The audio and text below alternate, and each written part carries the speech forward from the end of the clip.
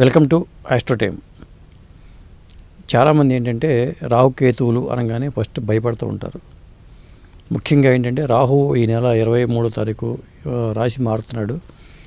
10 ఏళ్ల తర్వాత అని కొంతమంది అడుగుతున్నారు. 10 ఏళ్ల తర్వాత కాదండి, రాహువు దాదాపు 18 సంవత్సరాల తర్వాత మళ్ళీ ఒకే ఆ సొంత నక్షత్రంలోకి రావడానికి 18 ఏళ్ళు టైం పడుతుంది. అంటే ఉదాహరణకి ఆరుద్ర, స్వాతి, శతభిష రాహు నక్షత్రాలకు చెప్తూ ఉంటాం. ఇప్పుడు ఆరుద్ర నక్షత్రంలో రాహు ప్రయాణించినప్పుడు మళ్ళీ 18 సంవత్సరాలు కానీ ఆరుద్ర నక్షత్రంలో రాడు. ఇప్పుడు రాహు ఎక్కడున్నాడు? కుంభరాశిలో ఉన్నాడు. కుంభరాశిలో శతభిష నక్షత్రంలోకి రాహు రాబోతున్నాడు. అంటే ఈ నెల 24వ తారీఖు సాయంత్రం కానీ రాహువు కుంభరాశిలోని శతభిష నక్షత్రంలోకి కానీ రావట్లా. కొంతమంది 23 తారీఖు వచ్చేస్తున్నట్టు కానీ అడుగుతున్నారు. అంటే ఒక్కొక్క పంచాంగంలో ఒక్కొక్కటి రాస్తూ ఉంటారు. వెనక ముందు 24వ తారీఖు అయితే రాహు వస్తున్నాడు. దాదాపు ఒక ఏడాది పాటు దీని ప్రభావం అయితే దాదాపు ఉంటుంది.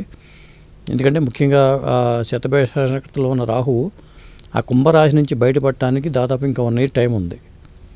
మరి ఈ రాహు గోచారం ఏ రాశుల మీద ఎలాంటి ప్రభావం చూపిస్తుంది అని చాలామందికి సందేహాలు ఉన్నాయి. ఆ సందేహాల్లో ముఖ్యంగా ఏంటంటే రాహువైనా కేతువైనా కానీ రాహు కుంభరాశిలో ఉన్నాడంటే దానికి 180 డిగ్రీలు, అంటే దానికి సప్తమ స్థానమైన సింహరాశిలో కేతు ఉన్నాడు. మరి కేతు ఏం పుబ్బ నక్షత్రంలో ప్రయాణిస్తున్నాడు. ఈ రాహుకేతుల గోచారం ఎవరికైనా కానీ కొంత ఇబ్బందికరంగానే ఉంటుంది. ఎందుకంటే పాపగ్రహాలుగా మనం వేస్తూ ఉంటాం కాబట్టి ఇబ్బందికరంగా ఉంటుంది. ముఖ్యంగా రాహు గోచారం శతభిష నక్షత్రంలోకి మారటం వల్ల ఏ రాశులకి ఎలాంటి ఫలితాలు ఉంటాయి అనేది చెబుదాం. ఇప్పుడు ముఖ్యంగా ఏంటంటే 5 రాశుల మీద అయితే దీని ప్రభావం అయితే ఎక్కువగా ఉంటుంది. ముఖ్యంగా ఏంటంటే సొంత నక్షత్రంలోకి శతభిష నక్షత్రం వస్తున్నాడు కాబట్టి ముఖ్యంగా రాహు మొదట ఇబ్బంది పెట్టినా కానీ ఆర్థికంగా మాత్రం చాలా లాభాలు చేకూరుస్తాయి. ముఖ్యంగా స్పెక్యులేషన్ ఫీల్డ్స్లో రాహు ఏంటంటే స్పెక్యులేషన్ కారకుడు మాయ కాబట్టి స్పెక్యులేషన్ ఫీల్డ్స్లో ఉన్న వాళ్ళకైతే చాలా మంచిగా ఉంటుందని చెప్పొచ్చు. రాహుని ఇబ్బంది పెట్టే గ్రహం అంటూ ఉంటారు కానీ అది అలా ఇబ్బంది పెట్టే గ్రహం అయితే ఏమీ కాదు. ఒక్కొక్కసారి మాయ చూపిస్తాడు, మనకి ఎండమావులు పరిగెట్టినట్టుగా పెట్టిస్తాడు. ఆ పరుగు పెట్టిన తర్వాత ప్రయాసపడుతూ ఉంటాం.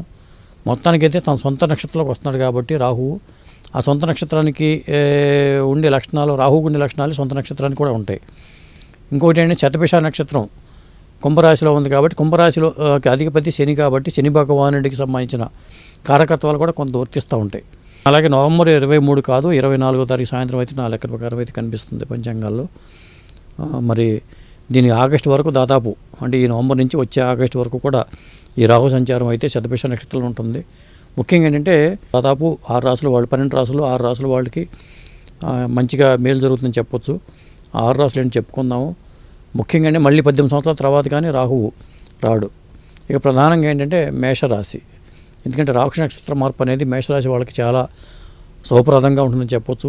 ఈ రాశి వాళ్ళకి ఏంటంటే 11వ ఇంట్లో సంచరిస్తున్నాడు కాబట్టి ఈ ఇంట్లో రాహు సంచారం అనేది జ్యోతిష్ శాస్త్రంలో చాలా మంచిదిగా చెబుతూ ఉంటారు. కాబట్టి తన సొంత నక్షత్రాన్ని సంచరిస్తున్నాడు కాబట్టి మేషరాశి వాళ్ళ జీవితంలో అకస్మాత్తుగా మంచి మార్పులు కలిగే అవకాశం ఉంది. ఈ టైంలో ఏంటంటే మీరు ఆదాయంలో మెరుగుదలకి మంచి మార్గాలు ఎంచుకోవచ్చు కూడా. మరి మేషరాశి వాడి గతంలో కోల్పోయిన డబ్బుని తిరిగి పొందే అవకాశాలు ఉంటాయి. ముఖ్యంగా స్టాక్ మార్కెట్లో కానీ వాటిలో పెట్టుబడులు పెట్టే వాళ్ళకి, మంచిగా రియల్ ఎస్టేట్లో కానీ పెట్టుబడులు పెట్టే వాళ్ళకైతే మంచి మార్పులు ఉన్నాయని చెప్పొచ్చు. ఆ తర్వాత రాహు గోచారం వల్ల లాభపడేవాళ్ళు మిథున రాశి వాళ్ళండి. శతభిష నక్షత్రంలో రాహు సంచారం వల్ల మిథున రాశి వాళ్ళకి ప్రతి రంగంలోనూ అపారమైన శుభ ఫలితాలు అయితే లభిస్తాయి. ఈ టైంలో వీరు పడ్డ కష్టానికి తగిన ప్రతిఫలం పొందుతారని చెప్పొచ్చు మనం. మరి ఈ రాశి వాళ్ళకి రాహు మార్పు వల్ల పనిచేసే వాళ్ళు చాలా జాబులో ప్రమోషన్స్కి అవకాశం ఉంటుంది. వ్యాపారం చేసే వాళ్ళు అయితేనేమో మంచి లాభాలు పొందే అవకాశం అయితే ఉంటుంది. గతంలో ఏమైనా ఆగిపోయిన పనులు అయితే అది పూర్తి అవ్వడానికి అవకాశం ఉంటుంది. అలాగే జీవిత భాగస్వామితో బంధం మరింత బలపడుతుందని చెప్పొచ్చు. పిల్లలకు సంబంధించిన వరకు కూడా ఉన్న సమస్యలు తొలగిపోతూ ఉంటాయి. పిల్లల అనారోగ్య బాధపడిన వాళ్ళు కోలుకునే అవకాశాలు ఎక్కువ ఉంటాయి. మరి ఈ రాశి వాళ్ళు కూడా మిథున రాశి వాళ్ళు కూడా మంచిగా ఉంటుందని చెప్పొచ్చు. ఇక 3వ రాశి, ఈ గోచారం వల్ల లాభపడే రాశి కర్కాటక రాశి వాళ్ళు. మరి కర్కాటక రాశి వాళ్ళు కూడా అత్యధిక లాభాలు పొందే అవకాశం అయితే ఉంది. అలాగే కర్కాటక రాశి వాళ్ళు కూడా ఈ కాలంలో కొత్త ప్రాజెక్టులు పనిచేయడానికి అవకాశాలు రావచ్చు, కొత్త జాబుల్లోకి మారచ్చు. చంద్రరాశి కాబట్టి వీళ్ళకి ఇంకో దాంట్లో వేరే కంపెనీలు మారే అవకాశాలు ఎక్కువ ఉంటాయి. మారిన ప్రమోషన్స్ మీద మారే అవకాశాలు ఎక్కువగా ఉంటాయి. వ్యాపారం చేసే వాళ్ళు అయితే రెట్టింపు లాభాలు వచ్చే అవకాశం ఈ కర్కాటక రాశి వాళ్ళకైతే ఉంటాయి. ఇక రాహు గోచారం వల్ల లాభపడే 4వ రాశి ఏంటంటే కన్యా రాశి. మరి ఈ రాశి వ్యక్తులు ఏంటంటే 6వ ఇంట్లో రాహు సంచరిస్తున్నాడు కాబట్టి కొన్ని రోజుల్లోనే రాహువు తన నక్షత్రాన్ని మారుస్తాడు కాబట్టి మరి 24 తారీఖుని. ఈ కారణంగా కన్యారాశిలో జన్మించిన వాళ్ళు ఎవరైనా ఉంటే వాళ్ళ ఆర్థిక పరిస్థితి చాలా మెరుగుపడుతుందని చెప్పొచ్చు. ఎప్పుడు ఊహించని వ్యక్తి మీ జీవితంలో ప్రవేశించే అవకాశాలు ఎక్కువగా ఉంటాయి. వాళ్ళ వల్ల కూడా మీకు ఫైనాన్షియల్గా లాభపడే అవకాశాలు ఎక్కువగా ఉన్నాయి. మరి ఈ కన్యారాశిలో జన్మించిన వ్యక్తులు పెట్టుబడి పెట్టేటట్టయితే దాని నుంచి భారీగా లాభాలు పొందే అవకాశం ఎక్కువగా ఉంటుంది. అందువల్ల వీళ్ళకి కూడా చాలా సౌప్రదంగా ఉంటుందని చెప్పొచ్చు. మరి శత్రువుల నుంచి కూడా వీళ్ళకి విముక్తి లభిస్తుంది. ఆగిపోయిన పనులు, అసంపూర్ణంగా ఉన్న పనులు పూర్తి చేసే అవకాశాలు ఎక్కువగా ఉంటాయి. ఇక రాహు గోచారం వల్ల లాభపడే మరో రాశి 5వ రాశి ధనుసు రాశి అని చెప్పొచ్చు. ఈ రాశి వ్యక్తుల జాతకంలో 3వ ఇంటూ రాహు సంచరిస్తున్నాడు కాబట్టి ఈ రాహువు ఏంటంటే చాలా అదృష్టాన్ని ఇస్తున్న ఈ రాశి వాళ్ళకని చెప్పొచ్చు. ముఖ్యంగా ఏంటంటే ఈ టైంలో ధనుసు రాశి వాళ్ళకి ఏంటంటే వివిధ మార్గాల ద్వారా డబ్బు రావడానికి అవకాశం అయితే ఉంది.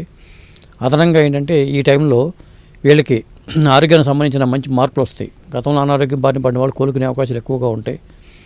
మరి చాలా కాలంగా ఉద్యోగం మారాలనుకుని ఆలోచించిన వాళ్ళు కొత్త ప్రయత్నాలు చేసుకోవచ్చు. విదేశీ ప్రయత్నాలు చేసే వాళ్ళు కూడా ఫలించే అవకాశాలు ఎక్కువగా ఉంటాయి.